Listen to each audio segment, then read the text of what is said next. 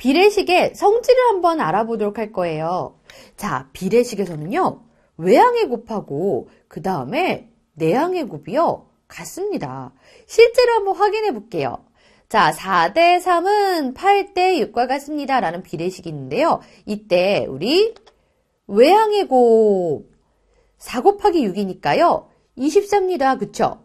자, 이때 내항의 곱은요. 3과 8이니까 3과 8의 곱 했더니 얼마예요?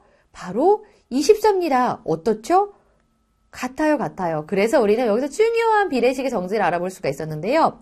비례식에서 외항의 곱과 내항의 곱은 같습니다. 이것이 바로 비례식의 성질이에요. 그러면 비례식의 성질을 이용해서 네모의 값을 한번 구해보겠습니다. 보세요. 비례식은 내항의 곱과 외항의 곱의 결과가 같다라고 했잖아요.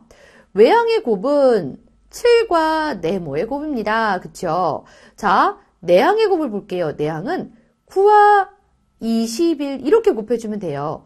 결과는 같아야 되거든요. 그쵸? 그래서 7 곱하기 네모와 9 곱하기 21은 같습니다.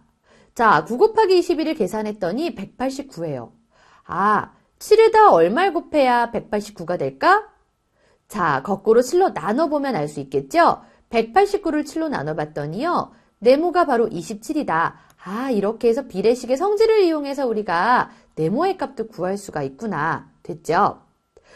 그런데 항상 우리가 비례식의 성질만 이용해서 이걸 해결할 수 있는 건 아닙니다. 비례식을 풀 때도요. 비례식의 성질을 이용하지 않고 우리가 앞에서 배웠던 비의 성질을 이용해도 괜찮아요. 자, 비의 성질은 우리가 이게 있었어요. 전항과 후항을 각각 0이 아닌 같은 수를 곱해도 우리가 비율은 같습니다라고 했거든요. 그러면 자, 전항 볼게요. 7에다가 3을 곱해서 21이 된 거니까 후항인 9에다가도 똑같이 3을 곱하면 되겠다. 그렇죠. 이렇게 3을 곱하니까 빈칸에 27 이렇게 들어갈 수 있구나라는 걸 비의 성질을 통해서도 알 수가 있습니다.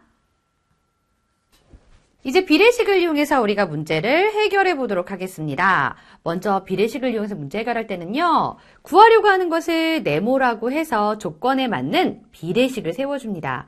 그리고 비례식의 성질을 이용해서 문제를 해결하면 되겠는데요. 문제를 한번 볼까요? 네. 소금 20kg을 얻으려면 바닷물이 500리터나 필요하대요. 소금 8kg을 얻기 위해서 필요한 바닷물의 양은 얼마일까요? 를 물어봤는데 그러면 구하고 싶은 필요한 바닷물의 양을 우리가 네모라고 두게 되겠죠. 자, 그러면 소금 8kg을 얻기 위해 필요한 바닷물의 양을 네모리터라고 하고 비례식을 세워주면요. 보세요. 20대 8은 뭐예요? 소금의 양이에요. 그쵸? 20kg, 그리고 우리는 8kg, 구하고자 하는, 우리가 얻고자 하는 소금 8kg입니다.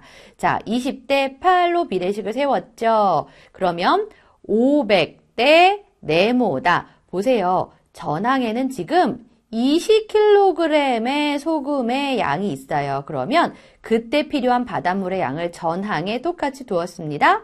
그러면 8kg의 소금을 얻기 위해서 필요한 바닷물을 위해서는요. 그렇죠. 후항에다가 네모를 이렇게 두면 되겠습니다. 자, 그러면 우리 외항의 곱 20 곱하기 네모와 내항의 곱 8 곱하기 500은 같다. 바로 비례식의 성질을 이용해서 나타낼 수가 있겠죠. 20 곱하기 네모가 4000이니까요. 우리는 네모를 알기 위해서는 어떻게 해줘야 된다? 4000을 거꾸로 20으로 나눠보면 되겠다. 그래서 네모는 200이 됩니다. 따라서 소금 8kg을 얻기 위해서 필요한 바닷물의 양은요. 네, 바로 200리터가 되는 겁니다. 자, 이렇게 구하려고 하는 것을 일단 네모라고 놔야 하고요. 네모를 이용해서 조건에 맞는 비례식을 세워야 하고요. 비례식의 성질을 이용해서 네모의 값을 구할 수도 있고요. 또는 비의 성질을 이용해서 구해도 괜찮아요. 단 마지막에는요. 문제에 단위가 필요하다라고 하면 단위를 사용해서 답을 나타내야 하겠죠?